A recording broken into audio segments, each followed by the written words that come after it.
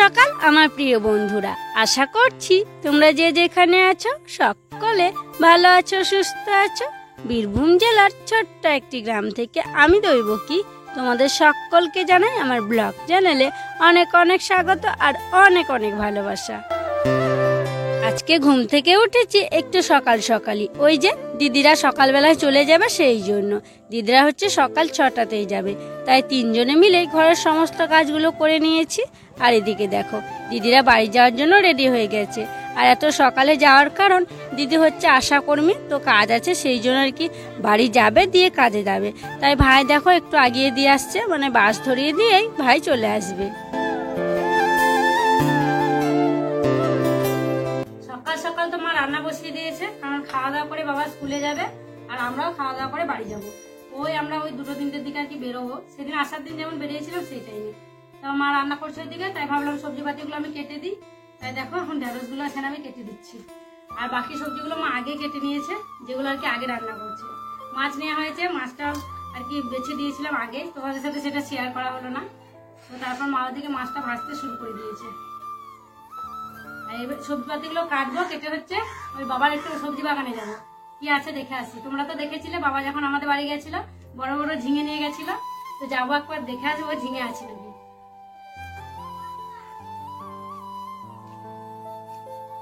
আর এই যে যে ঢেঁড়সগুলো আমি কাটছি, এগুলো কিন্তু বাবা ওই জমিতেই চাষ করেছে। আর ঢেঁড়সগুলো যেন খুবই একদম কচি কচি, টাটকা ঢেঁড়সের ঝোল হবে আজকে। আমরা এখন যাচ্ছি বাবার সবজি বাগানে, তো চলো দেখি সবজি বাগানে কি কি আছে। আর বাবা রুদ্র তো আগে চলে গেছে, মানে বাবা তাড়াতাড়ি করছে, বাবা তো স্কুলে যাবে, স্নান করবে, তো বলছে স্নান করার আগেই চল কি আছে তুলে দিই, তো সেই জন্য আরোই তাড়াতাড়ি করছিল। ও বাবা কত জল গো, কি করে যাবো, জুতো পরে চলে এসছে, তার জন্যই বাবা বলছিল জুতো পরতে হবে না, যাওয়াই মুশকিল। দেখো বাগানে যাবার আগে কতটা জল, জুতো তো পরে এলাম, জুতো খুলতে হলো, বাবা সেই জন্য জুতো পরে আসতে মানা করেছে। হ্যাঁ কাদা নেই, বালি, জুতোটা পরে এলে হতো গো, জুতোতে কাদা লাগতোই না। হ্যাঁ কি সুন্দর। এই দেখো সবজি বাগানের গেট, জামাই এখন ঢুকছে শ্বশুরমশাইয়ের সবজি বাগানে। ওই দেখো আমরা পাততে শুরু করে দিয়েছে বাবা এসে এসে। রুদ্র, রুদ্র আগে চলে এসছে, দিয়ে দাঁড়িয়ে আছে। রুদ্র দেখো এখন ঢেঁড়স তুলছে, তোলো তোলো, গাছে ছিঁড়ে দেবে, পট করে ভাঙো ভাঙো, ওই যে ডাঁটটা আছে ডাঁটে ভাঙো। কাঁটা ঢুকে গেল বলছে, সুংসুং একটা আছে, সুংসুং আছে ঢেঁড়সের।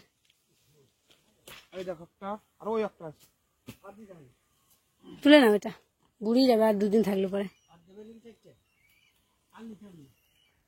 কত কটা পারা হলো দেখি, দেখি ঝোলাতে কত কটা আছে।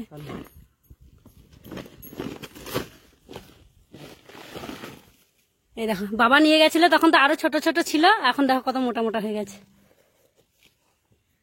তো বাবা এখন করলা তুলছে, ঘি করলা, যেটা ছোট ছোট হয়, ছোট ছোট গুলো কিন্তু খেতে বেশি স্বাদ হয়। বাজারে যেগুলো বিক্রি হয় সেগুলো মোটা মোটা, এগুলো অবশ্য হয় বিক্রি, তো এগুলো বলে নাকি দাম বেশি। এই দেখো ঘি করলা, এই দেখো অনেকগুলোই তো ধরে আছে, ছোট ছোট, সময় ধরে তুলতে হবে। ওই দেখো আছে ভিতরে। এখন তো ভাদ্র মাস, তো দেখো ভাদ্র মাসে কেমন সিম ফলিয়েছে, এখন অফ সিজনে সিম। বাবা কেমন চাষ করেছে দেখো, তাহলে তুলে নিলে কোটাই আর আছে।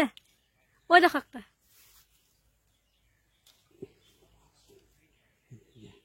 এই দেখো এটা হচ্ছে ঝিঙের মাচান, তো এটা হচ্ছে ঝিঙের মাচান, ঝিঙে চাষ, ঝিঙে লাগানো আছে। কত বড় ঝিঙে হয়েছে তোমাদেরকে দেখো, ওই দেখো এই ঝিঙেটা শুধু একবার দেখো কতটা লম্বা, একদম 1 হাতেরও বেশি, আমার 1 হাতের বেশি হবে। এই দেখো আর একটা ছোট জালি নিয়েছে, আর এখানে শশা ধরেছে অনেকগুলো। এই দেখো, এই দেখো শশার বিচন হয়ে গেছে, এত বড় দেখো। বীজ করা হবে বেটি, হ্যাঁ বীজ করবে, রাখবা বাবা, এটা বীজ করার জন্য রাখবা শশা।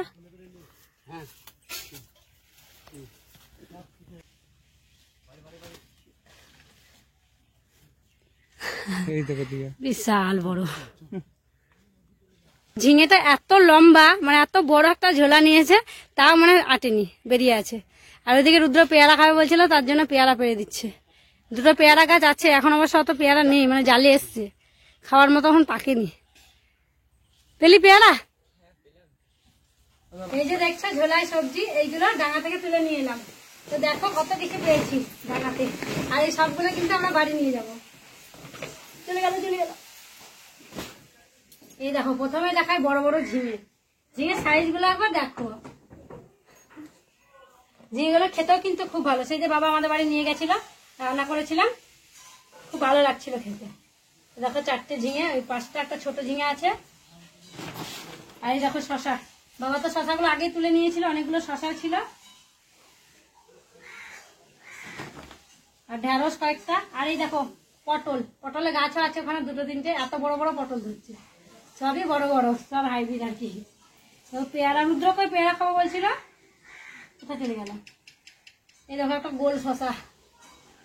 আর এদের ঢেঁড়স আর সিম, এখন তো সিম কোথাও হয়নি আর কি, অফ সিজনের সিম, এখন সিমের অনেক দাম। বেগুন একটা পেয়েছি। আর এই দেখো বিলেতে আমরা, এই আমড়াগুলো তো নিয়ে যাবোই, মানে আমড়া ফেললে তো দারুণ লাগছিল, আমরা মাখাটা খুব ভালো লাগছিল। যাক যাক যা যা যা। আর এই যে ছোট ছোট ঘি করলা, এই কটাই পেলাম। তো এইগুলো আমরা এখন বাড়ি নিয়ে যাবো, ব্যাগে ভরে নিই, আমাদের ব্যাগে ভরে নিই, ব্যাগ নিয়ে আসি। সবজিগুলো আমরা যে ব্যাগটা নিয়ে এসেছিলাম সেই ব্যাগটাই ভরে নিয়েছি, তারপরে আমি স্নান করে নিয়েছি। আর এখন দেখো রুদ্র বাবার জন্য আর ভাইয়ের জন্য মুড়ি বেড়ে নিচ্ছি। আর মায়ের তো রান্না হয়েই গেছে, কিন্তু রুদ্রের বাবা না সকালবেলা ভাত খায় না, ও বললো মুড়ি খাবে। তাই ভাই যখন বাবাকে স্কুলে যাওয়ার জন্য দিতে গেছিল তখন চপ নিয়ে এসেছিল।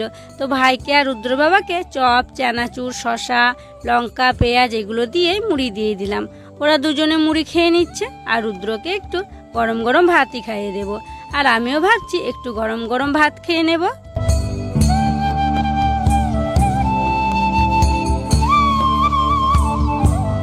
আমাদের সববার খাওয়া দাওয়া হয়ে গেছে। তারপরে দেখো কলতলায় কিন্তু অনেকগুলো বাসন জড়ো হয়েছে। কি হয়েছে জানো তো বন্ধুরা, সকাল থেকে না কারেন্ট নেই। কালকে বাবা অবশ্য একবার বলেছিল যে কারেন্ট থাকবে না, কিন্তু আমরা বুঝতে পারিনি যে এত সকাল সকালই কারেন্টটা চলে যাবে। সকাল 6টার সময় কারেন্টটা চলে গেছে, দিয়ে না ট্যাঙ্কিতে একটুও জল ছিল না। তো সেই জন্য রান্নাবান্না আগে হয়ে গেছে, কিন্তু মা বাসনগুলো মাজতে পারেনি। আর এখন রান্নাবান্নার বাসন, খাওয়া দাওয়ার বাসন অনেকগুলোই কিন্তু বাসন হয়ে গেছে। তো দেখো আমি এদিকে বাসনগুলো মেজে নিচ্ছি, আর মা ওদিকে আর কি গ্যাসটা মুছে নিচ্ছিল। আর হ্যাঁ, একজন কমেন্ট করে বলেছো যে মাকে তুমি দেখাচ্ছ সেটা কি তোমার নিজের মা নাকি সৎ মা? না গো, ওটা আমার নিজেরই মা। আমার মায়ের সাথে মুখের মিল না থাকলে ওটা কিন্তু আমারই মা। সবার তো আর নিজের মায়ের মতো মুখের মিল থাকে না, তাই না বলো? আর তোমরা বলেছো যে মায়ের মুখটা নাকি গম্ভীর, তো কি বলো তো, মা তো কোনোদিন ভিডিও করেনি, আর আমি কখনো মাকে শিখিয়ে পড়িয়েও দিই না যে ক্যামেরা অন করব, ভিডিও করব, তখন এভাবে তাকাবে ওভাবে তাকাবে। মা না নিজেই বুঝতে পারে না যে কোন দিকে তাকাবে না কি করবে, তো সেই জন্য মায়ের মুখটা ওইরকম আর কি গম্ভীর দেখাচ্ছিল। আর আমি শিখিয়ে পড়িয়ে দিই না, কারণ আমি অরিজিনালটাই তোমাদের সাথে আর কি দেখানোর চেষ্টা করি, মানে যেটা ঘটেছে সেটাই তোমাদেরকে দেখিয়েছি। তো যাই হোক, দেখো বাসনগুলো কিন্তু আমার মাজা হয়ে গেছে, আর এখন বাসনগুলো ধুয়ে নিচ্ছি। মা হাঁড়িটা মাজতে বারণ করলো, তো সেই জন্য হাঁড়িটা রেখে দিয়েছি, মা পরে মেজে নেবে। বাসনগুলো মাজলাম, তারপরে দেখো মা আর আমি বসে আছি, আর কারেন্ট নেই জানো তো, খুবই গরম করছে। মা বলছিল একটু ঘুমাবো, রাত্রে নাকি মার ঘুম হয়নি, তো শোয়ার হলো না, কারেন্ট নেই সেই জন্য। আর তোমরা হয়তো বলবে যে এতদিন পর পুজোর আগে তোমরা বাপের বাড়ি গেলে, তা জামা কাপড় কেন দিল না? কি হয়েছে জানো, এসছি সেদিন থেকে বাবা বলছে যে জামা কাপড় কিনে নে। তো কি বলো তো, কিনতে গেলে তো থাকতে হবে, আজকে তো বাড়ি যেতেই হবে আর কি, তো সেই জন্য কেনা হলো না। বাবা বলছিল যে দোকানে যা দিয়ে কিনে নিয়ে আয়, তো ওই যে আজকে আর কি করে যাবো, আজকে বাড়ি যেতে হবে, সেই জন্য কেনাকাটি করা আর কি হলো না। তাই বাবাকে বললাম যে তোমরা, মাকে বললাম তোমরা পছন্দ করে কিনো, কিনে ভাইকে দিয়ে একদিন পাঠিয়ে দিও। তো এই হচ্ছে ব্যাপার। তো এখন তো পুজো অনেকটাই দেরি আছে, বলো এখন থেকে কিনলে না পুরনো হয়ে যাবে। বাবা বারবার বলছে, এসছি তখন থেকেই বলছে। তো যাই হোক, এবার একটু পরে আর কি খাওয়া দাওয়া করবো, করে রেডি হবো। এই তো মুড়ি খাওয়া হলো, বেশিক্ষণ হয়নি, আমি অবশ্য ভাত খেয়েছি। তো রুদ্র বাবারা মুড়ি খেলো, ওই 1টার দিকে ভাত খেয়ে নেবো, তারপরে হচ্ছে রেডি টেডি হয়ে আর কি ওই 2:30-3টের দিকে বেরোবো। আর জানো রুদ্র বাবাকে বলছি যে এখন এইখানে এসে তো মানে কোথাও ঘুরতে যাওয়া হলো না, কারো বাড়ি যাওয়া হলো না, মানে ভালো লাগছে না, মনটা খারাপ লাগছে, আজকের দিনটা থেকে যাক। তো ওই যে না থাকা হবে না, আর আমি জোরও করতে পারছি না, কারণ বাড়ির অবস্থা তো তোমরা জানো, বাড়ি যেতেই হবে, সেই জন্য মনটা খুবই খারাপ। আর এদিকে দেখো ভাইও আছে, ভাই বলছে চল জামা কাপড়টা কিনে নিয়ে আসি, চল চল, আরও মনটা খারাপ করছে। তোমরাই বলো কেমন লাগে, আর একটা দিন থাকতে পারলে না ভালো হতো, মনটা খুব খারাপ করছে, ভালো লাগছে না, মানে শুয়েই থাকি, যাবোই না। সকাল 10টার সময় তো আমি একবার ভাত খেয়েছিলাম, তারপরে তো শুয়েই ছিলাম। আর যেন মনটা না খুব খারাপ করছে, বাড়ি যেতে হবে সেই জন্য। তো কি করব, মন খারাপ করলেও তো বাড়ি যেতে হবে, মেয়েদের তো এইটাই নিয়ম। বিয়ের পর বাবার বাড়িতে কিন্তু গুনতির ভাত, এই কদিনের জন্য বেড়াতে আসতে হয়, আবার কিন্তু চলে যেতে হয়, তাই না বলো? তো যাই হোক, দেখো এখন একটু ডিমের অমলেট করে নিচ্ছি। মা সকালে অবশ্য মাছের ঝোল করেছে, তবুও ওই যে রুদ্রর বাবা বলল, কয়েকদিন থেকে তো মাংস খেলাম, খাসির মাংস খেলাম, মুরগির মাংস খেলাম, আবার হাঁসেরও মাংস খেলাম, তাই আজকে রিচ রান্না কিছু খাবে না। তাই দেখো 3টে ডিমের অমলেট করে নিচ্ছি। আর এই অমলেটগুলো গরম গরম করে নিয়ে আমরা খাওয়া দাওয়া করে নেব, তারপরে হচ্ছে রেডি হয়ে বাড়ি যাওয়ার জন্য বেরিয়ে পড়বো। গরম গরম ডিমের অমলেটগুলো করে নেওয়ার পর দেখো ভাত দিয়ে দিয়েছি। আর মায়ের শরীরটা না ভালো নেই, মা বলছিল রাত্রে ভালো ঘুম হয়নি ব্যথার জন্য, তাই মা একটু ঘুমিয়ে পড়েছে। তাই মাকে আর ডাকলাম না, ভাবলাম আমি ভাতটা দিয়ে দিই। তো দেখো ওদের 3জনকে দিয়ে দিয়েছি, তারপরে আমি খাওয়া দাওয়া করে নেব। আর এদিকে আবার প্রচন্ড মেঘ করেছে গো। এখন বাজে বিকেল 4:30। তো আমরা ভেবেছিলাম 3টের দিকে বেরিয়ে পড়বো, তারপরে দেখছি প্রচন্ড মেঘ করে উঠলো, সেই জন্য বেরোনো হয়নি। তো এখন 4:30 বাজছে, এই সময় দেখো রেডি হয়ে গেলাম, আর এখন হচ্ছে আমরা বেরোবো, বাড়ি যাওয়ার জন্য বেরিয়ে পড়েছি। তারপরে দেখো মাকে প্রণাম করে আশীর্বাদ নিয়ে নিচ্ছি। আর বাবাকে তো প্রণাম করা হলো না, কারণ বাবা না স্কুলে গেছে, এখনো আসেনি। বাবা বলেছিল 4টে বাজবে আসতে, কিন্তু ওই যে বৃষ্টি হলো, সেই জন্য বোধহয় আসতে পারিনি। তো যাই হোক, তারপরে দেখো রুদ্র বাবা প্রণাম করে নিচ্ছে। আর যেন এখনো না প্রচন্ড মেঘ করে আছে, মা বারবার করে বারণ করছে যে আজকে যেতে হবে না, আজকের দিনটা থেকে যা। ভাই গাড়িতে করে নিয়ে যাবে আমাদেরকে, একটু আগিয়ে দিয়ে আসবে, মানে বাস ধরিয়ে দিয়ে আসবে, তারপরে হচ্ছে আমরা বাসে করেই রামপুরহাট যাবো, বলো। হ্যাঁ, একটু বৃষ্টি পড়েছে, মানে বাইরে ছিল গাড়িটা, সেই জন্য না স্টার্ট দিচ্ছি না। একবার নেবে নাকি, এদিকে বেলা চলে গেলে গাড়িতে স্টার্ট নেবে, হলো। ভাই তো স্কুটিতে করে বাস স্ট্যান্ড পর্যন্ত নিয়ে এলো। তো এখন তো আর বাস নেই, কারণ অনেক বেলা হয়ে গেছে, ওই 4টের সময় বাস ছিল, আর এখন 5টা বেজে গেছে। তো কি করব, বাড়ি তো যেতেই হবে, বাড়ি থেকে যখন বেরিয়ে এসছি, তো সেই জন্য দেখো টোটো ধরে নিয়েছি।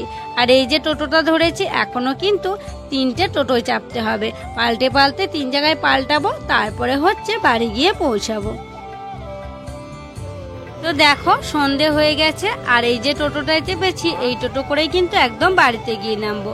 আর যেন শাশুড়ি মা 4 থেকে 5 বার ফোন করলো যে কখন আসবে কখন আসবে, মানে ওদের চিন্তা হচ্ছে। আর এত দেরি করে না আমরা কখনো আসিনি, আর দূরের রাস্তা বুঝতেই পারছো, তো সেই জন্য বারে বারেই ফোন করছে।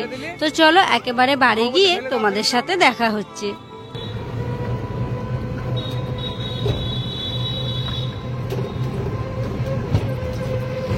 তো দেখো বন্ধুরা, বাড়ি চলে এসেছি, আর অনেকটাই দেরি হয়ে গেল আসতে। আমরা বেরিয়েছি 4:30টার সময়, এখন বাজে রাত 8টা।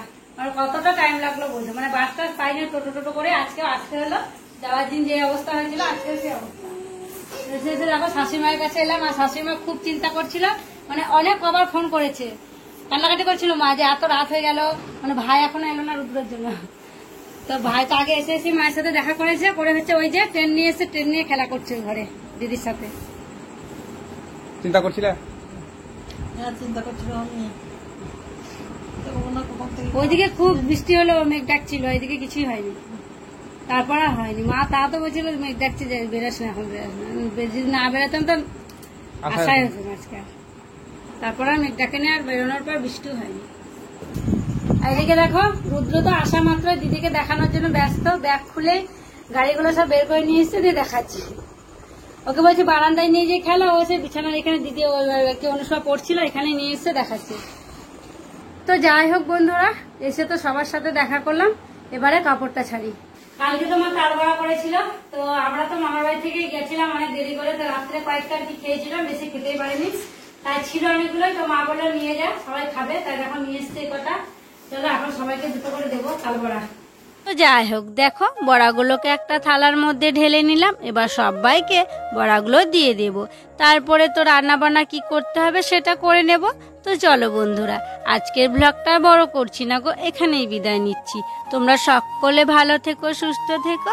আর যারা নতুন বন্ধু হয়ে আমার এই ভিডিওটি দেখছো তাদেরকে আমার পাশে থাকার জন্য অনুরোধ করছি। আর যারা পুরনো বন্ধু হয়ে আমার পাশে আছো তাদেরকে আমার অসংখ্য অসংখ্য ধন্যবাদ আর অনেক অনেক ভালোবাসা। দেখা হবে আবার পরবর্তী ব্লগে।